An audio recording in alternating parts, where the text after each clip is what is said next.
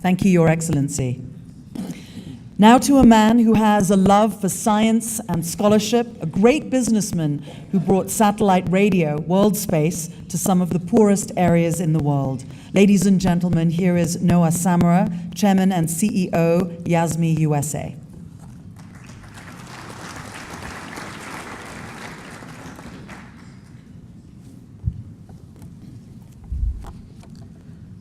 Mr. Prime Minister, Chairperson of the AU, Honorable Ministers, Your Excellencies, distinguished delegates, ladies and gentlemen, a very, very good morning to all of you. I'm honored and privileged to be here. When Nelson Mandela traveled here over 50 years ago, he said Ethiopia has always held a special place in my own imagination, and the prospect of visiting attracted me more strongly than a trip to France, England, and America combined. I felt I would be visiting my own genesis, he wrote, unearthing the roots of what made me an African. I second Mr. Mandela's notion because when I visit Ethiopia, I too feel like I'm visiting my own genesis, perhaps maybe because I am Ethiopian. I was born and raised in this country. This is my homeland. Its populace are my people. Amharic is my mother tongue. Yet on recent trips to Ethiopia, I'm less overwhelmed by my own genesis, more actually stunned by the country's transformations. The words that now resonate with me come from travel writer Philip Briggs, who said, "Ethiopia confounds every expectation."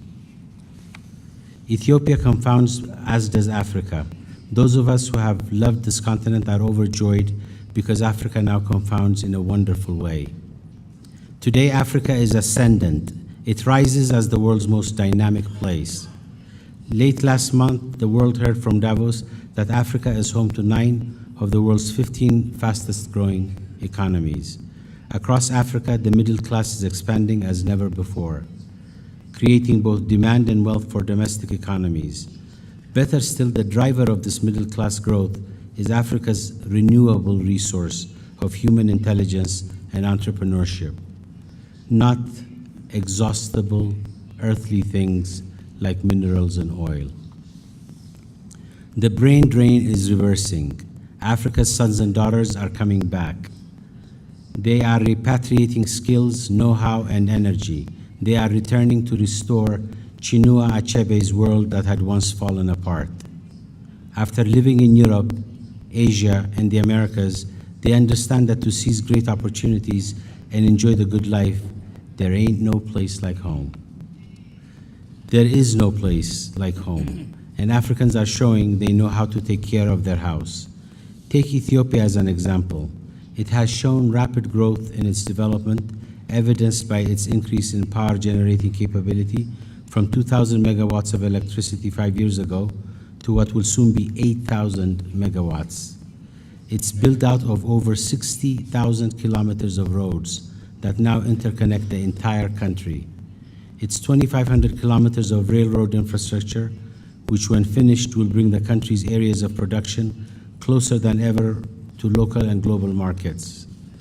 Its fourfold increase in mobile subscribers, going from 7 million to nearly 30 million in the last 5 years, and its 30-fold increase in internet users during the same period. Its exceptional achievements in primary health care, which has drawn health ministries from other countries to come and learn how Ethiopia has successfully implemented this service. And then there is its remarkable commitment to education, where preschool enrollment has gone from 4.8% 5 years ago to 43% this year, and a 10% increase in primary education over the same period. While enrollment among secondary school students has been slower, the country's commitment to education is indubitable. It is self-evident. Ethiopia and its neighbors, the new African lion economies, are propelling the continent to heights hitherto unknown. These African countries are bucking conventional prescriptions and charting their own ascendance. For years, international institutions have told African countries how to run their economies. Ethiopia, among others, decided to take its own counsel, follow its own path to economic growth. The indicators for Ethiopia are amazing. Authorities at the international financial institutions are at a loss to explain the country's economic expansion outside the scenarios these institutions normally prescribe. Ethiopia is showing there is more than one path to economic growth. The country has had the acuity to identify its own solutions, the courage to pursue them. Africa is ascendant.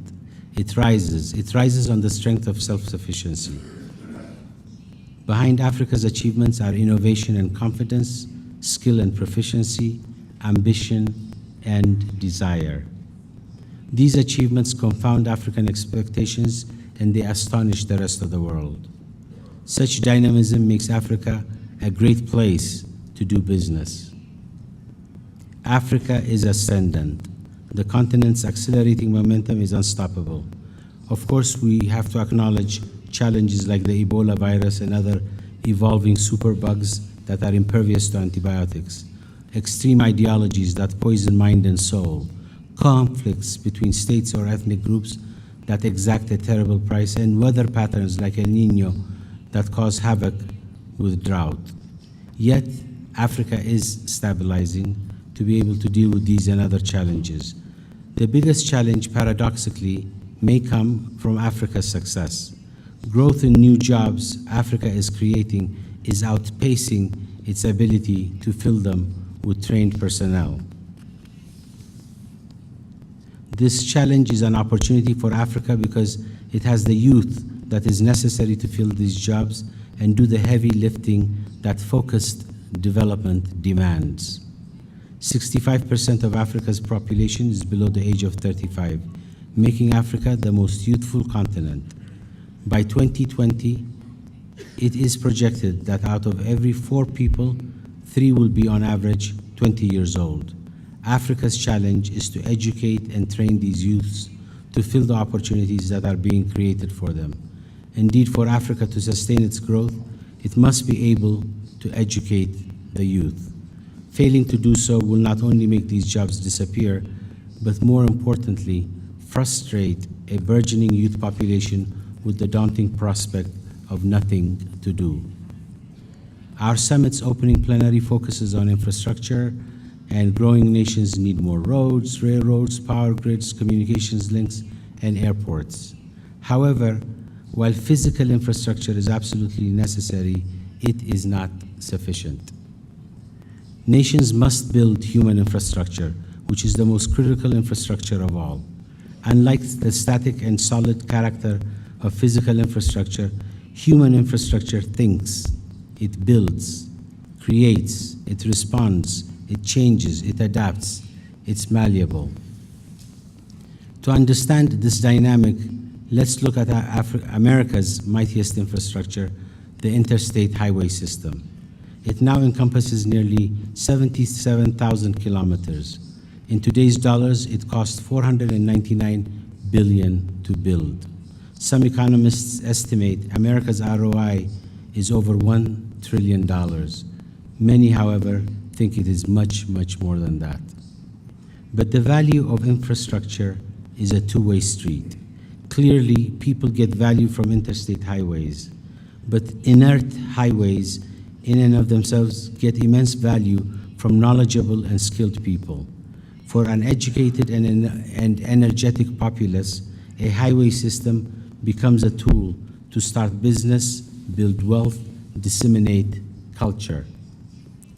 The physical infrastructure of interstate highways can enable an individual to go from Addis Ababa to Khartoum, from New York to Los Angeles. Human infrastructure can enable a nation to go beyond our imagination.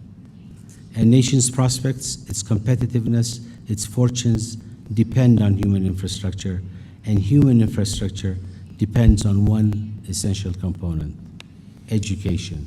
Call it knowledge, call it training. Notwithstanding the progress Africa has made, The need for the hour is to educate the 56 million school-age children who are out of school. Many of these children are, for example, in Ethiopia. If simply reaching such a massive number of individuals is daunting, equitably providing high-quality education and training may seem an impossible dream.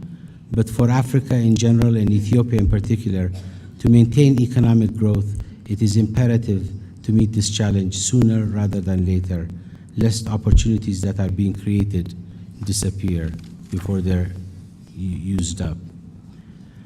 My company, Yasmi, has developed a unique solution to address the challenge that has hindered African countries from building the human infrastructure of all their people. The Yasmi system can deliver massive amounts of educational material directly to every student and every teacher without the need for internet or electricity. The Yasmi system contains 5 elements: a specially engineered satellite that covers every inch of the African continent and can broadcast directly to a tablet. The world's first and only satellite-enabled tablet, a device that ingeniously uses a small antenna to receive content directly from the satellite without the need for internet connectivity. A solar power unit capable of charging the tablet when and where needed, obviating the need for electricity. An inexpensive classroom server with Wi-Fi to continually store satellite data transmissions as a backup for students that may have missed it, provide on-site teacher training on pedagogy and subject matter expertise on a lesson-by-lesson basis, offer every student a summary of the lesson, test the student on each lesson, grade the lesson, provide analytics on student learning outcomes. The server will also house an extensive library of books to inspire a love for reading. Finally, the 5th component of the Yasmi system is content, and here our focus must be intense. Our world is a highly competitive place, and we want Africa's students to compete successfully. Yasmi is working with private and public institutions in and outside of Africa to deliver a blend of the best educational material available anywhere. In effect, we are working to deliver a world-class school or training institute, if you will, on each tablet.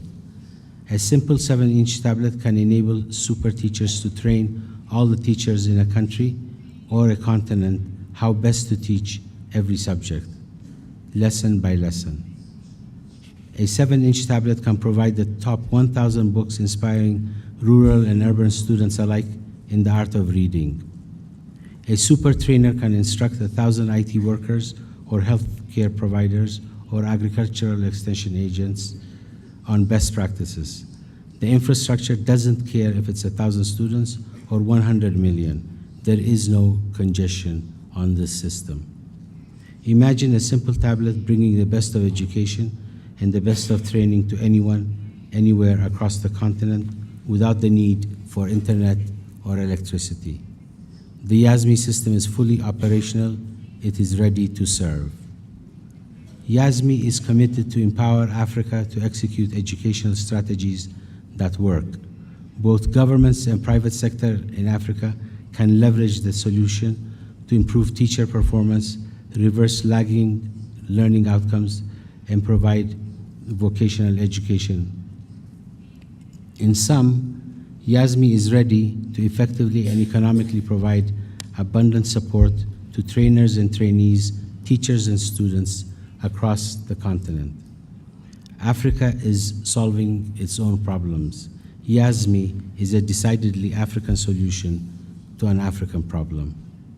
Africa is rising. Captain Yagzero has just taken off from Addis Ababa Airport on ET 500. As the Boeing 787 he is flying ascends above the clouds, he sees Polaris, the North Star, enveloped by the 3 constellations of Cepheus and Cassiopeia, the king and queen of Ethiopia, and Andromeda, their daughter. He recalls how in Greek mythology it was the child Andromeda's spilled milk that created the Milky Way. Climbing to 38,000 feet above the noise and haste and all the turbulence, he smiles with pride, how the North Star that guided humanity accurately across time sits in a bowl of three constellations named and connected to Ethiopia. And he muses how perhaps Ethiopia too may one day be a guide to those who seek authentic destinies. Coincidentally, on Mountain Toto, a handful of Ethiopian astrophysicists are up all night gazing at the stars. They are using state-of-the-art telescopes ensconced at the newly established Ethiopian Space Observatory. They're studying the mysteries of the universe. Dr. Gamachu is especially irritated today from the cacophony of critics decrying Ethiopia's nascent space program as a misplaced priority. Dr. Gamachu disagrees with his critics. He knows that this program will inspire the love of science Ethiopia needs for its youth to succeed in this, our new century. While gazing into space, Gamachu sees the mighty Andromeda and to its northeast, Cepheus and Cassiopeia ascending. Ethiopia is rising, he whispers. Africa is rising. We shall not, we cannot, we must not fail because our success is indelibly etched upon the stars. Thank you.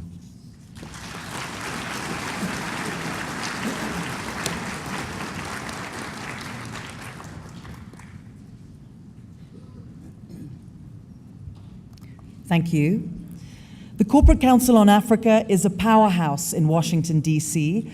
At the heart of pushing the interests of American business in Africa has been one man.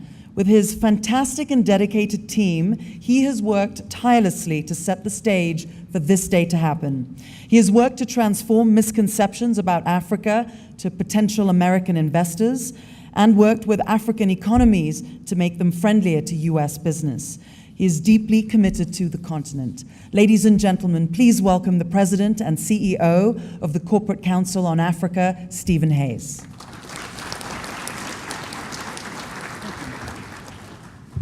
Thank you, Zane. I will say, in the interest of time, that all protocol observed, except I would like to first acknowledge our the United States Ambassador to the African Union, Susan Page, who is here with us today. So thank you, and we're honored that you're here. Okay.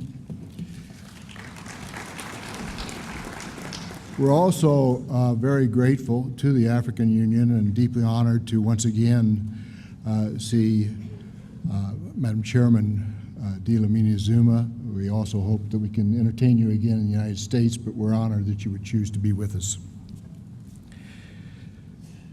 We are, the Corporate Council has an international board of directors. Very briefly, some of them are here. I would like them to just simply stand very quickly to be acknowledged for their support.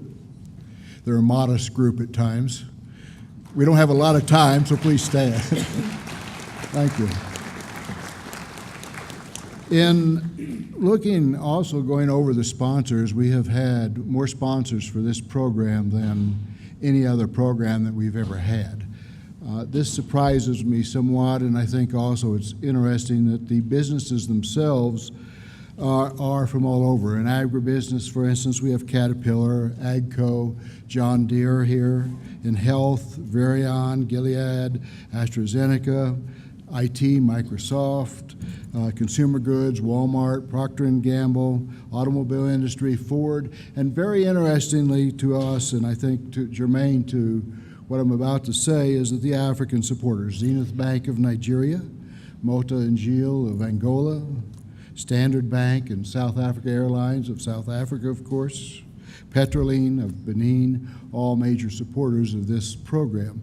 So there is a growing international interest coming together on this, and we also have small businesses who have supported this, International Green Structures and Development Finance International. What they all have in common, and those other sponsors that were mentioned earlier by our chairman, the businesses know that to sell a product or build a factory, you need relationship, you need partnership, and you learn to understand and appreciate the environment in which partners must also survive to keep their hopes for a better future. That environment is not the same as the United States environment. Making partnerships for any kind of work requires wisdom, patience, and the acceptance that your partner is an equal partner in all ways and must be treated so. So too it is with governments, except that the stakes may be very much higher. The trade minister must maintain relationships with his counterparts worldwide, or the country doesn't prosper. The foreign minister must maintain relationships that are necessary for the survival of the nation and the world. And the prime minister, in the case of Ethiopia, the prime minister has the most difficult task of all: maintaining the international relationships, keeping the nation stable and secure, and building a better and more just life for the people of the nation. All that rests on the shoulders of Prime Minister Haile Mariam Desalegn, leader of the second most populous country in Africa and a very challenging neighborhood. The Prime Minister began his life in the southern nations of Ethiopia. He was educated as an engineer, which to me probably suggests he's very analytical and understands relationships in his decision-making. He was involved in water engineering, which means he's interested in the life force for all humanity. So in a way, it almost seems natural with those talents that he would evolve into politics. Over a 20-year period, he has become the Prime Minister of Ethiopia. Please please rise and welcome the Prime Minister of the Federal Democratic Republic of Ethiopia.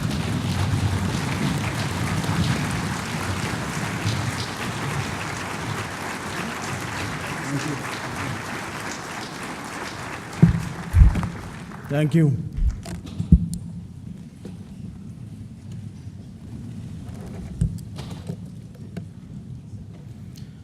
Your Excellency, Chairperson of the African Union Commission, Excellency, U.S. Assistant Secretary of State, Excellencies, Ambassadors, distinguished guests, ladies and gentlemen.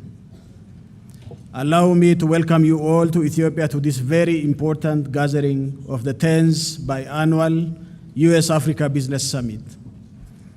It gives me great pleasure to have the opportunity to address you today. This occasion is, of course, organized by the Corporate Council on Africa, and we are very grateful to the Council for bringing together such an impressive number of distinguished business representatives, CEOs, government officials, and investors, decision makers, and managers. You have come from the United States, from Africa, and also I heard from Turkey and China, and also beyond, to take a closer look at the business and investment opportunities available in Africa and between Africa and the United States.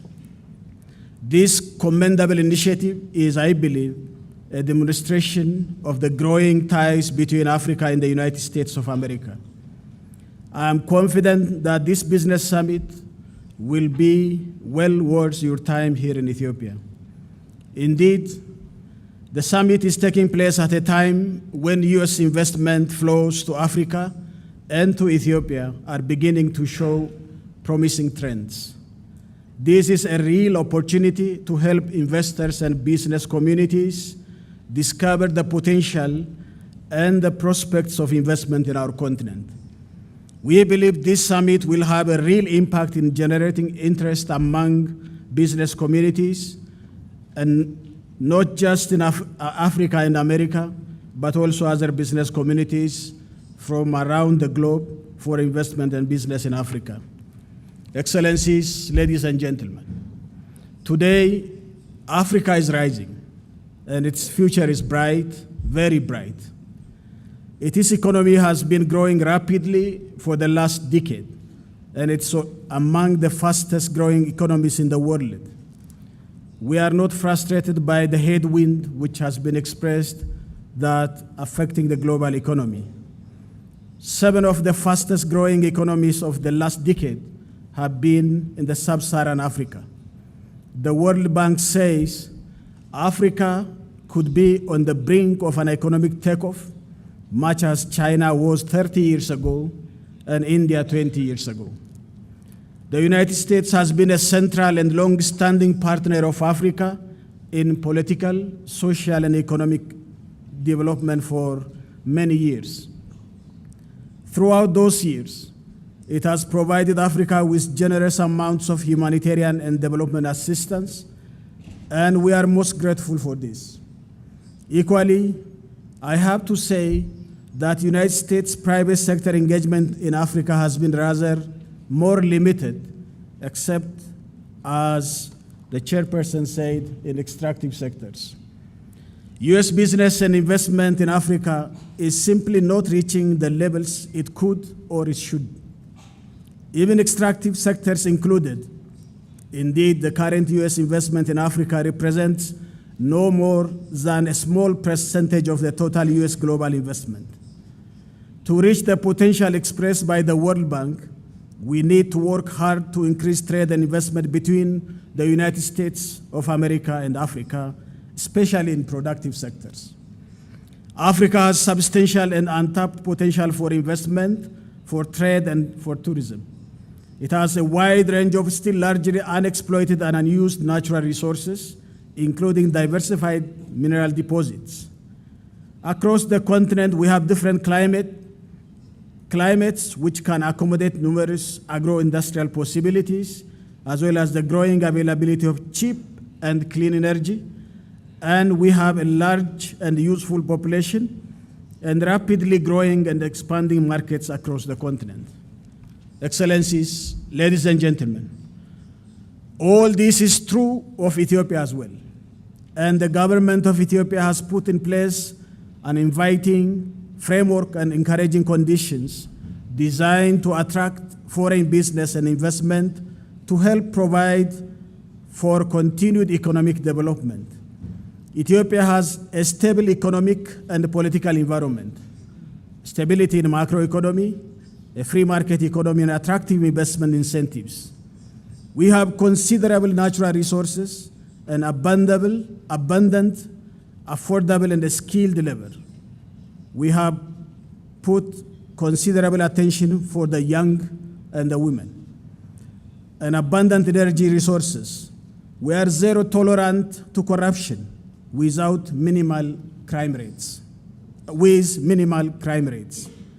Companies investing in agriculture, agribusiness, and agro-processing, as well as overall agricultural production and agro-industrial value chains and processing technology, can import capital goods duty-free and receive income tax holiday privilege. We have investor-friendly legislation with attractive incentive package to encourage our growth. Our laws protect private property, and Ethiopia is a member of the World Intellectual Property Organization and the Multilateral Investment Guarantee Agency. Our priority sectors available for investment include light manufacturing in terms of textile and apparel, where we have to fill the gap when the emerging economies' labor becomes very expensive, leather and leather products, sugar, metal and industrial engineering, and pharmaceutical industries.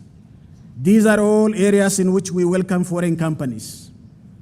Other areas we encourage foreign investment is the extractive sector, which includes gold, oil and gas, and other minerals, a booming construction industry, and a range of major infrastructure projects. These include the development of hydropower, wind, and geothermal energy projects, which are clean and environment friendly, as well as road and rail construction. The government is currently in the process of expanding a series of industrial parks with adequate infrastructure for investment to investment in Ethiopia. Excellencies, Ethiopia, as Africa in general, is also doing its best to encourage integration of the regional economies. Ethiopia, for example, is working hard to integrate the Horn of Africa through infrastructure development. Our current growth and transformation plan focuses on a number of infrastructural projects, including power generation, which most of you are welcome, telecommunications, and transport links that will play an important part in this regard. We are already connected to Djibouti and Sudan by power transmission lines, and other links are planned or under construction to link up with Kenya and beyond the East African power pool. The railway line between Ethiopia and Djibouti is being upgraded and rebuilt and expected to be fully operational within the coming 3 months. A major highway and high voltage power transmission line connection connecting Ethiopia with Kenya is also under construction and expected to be completed by next year. The government of Ethiopia firmly believes that the provision of an affordable physical and economic infrastructure, including transportation and communication and energy, will make a crucial contribution to the economic growth of Ethiopia, of the sub-region, and of Africa as a whole. As regards to the BlackBerry, Your Excellency, we are negotiating with the company to bring about the differences we have between BlackBerry and the Ethiopian Telecom. Otherwise, the other all companies are working with us in Ethiopia. At the same time, we are very aware of the fact that we need additional stakeholders for these aims to be realized effectively. The private sector and private enterprise has a central role and are the engine of our growth, and I very much hope that this is something in which American investors will take part. You have rich experience which we desperately need. Indeed, on behalf of the Ethiopian government, I invite you all to invest in the opportunities we have to offer. We need you to help us in the transformation of our economy and achieve our aim of continuing to register rapid and sustainable and equitable growth to reach middle-income status by 2025. I firmly believe that it would also be to your advantage. Excellencies, Ethiopia is poised to advance and develop on a significant scale. It has reached a critical point at which we are looking for increased investment to build up our economy, to sustain the promising economic growth we have already achieved, to build on our established framework to improve the lives of our people, and to lift Ethiopia out of the status of a low-income country bracket. I can assure you that my government is fully committed to encourage and assist the U.S. business community in every way possible in Ethiopia. I believe we can successfully work together for the mutual benefit of both our countries. We do have a great deal to offer. Let me also repeat that this also applies not only to Ethiopia, but to the entire African continent. Africa is on the path of increasing growth. It is looking for mutually beneficial business partnership with other countries. We Africans are of the view that our relationship with the United States should be strengthened and enhanced by expanded trade and investment ties between our business communities. Of course, we do not ignore economic cooperation in terms of aid. I trust that by the end of this summit, we will be able to see business deals reached and partnership formed between US and African companies. On that note, let me wish you useful, enjoyable, and profitable discussions during these 3 days, and every success in creating new partnership for economic development that will profit both Africa and the United States of America. I thank you for your kind attention.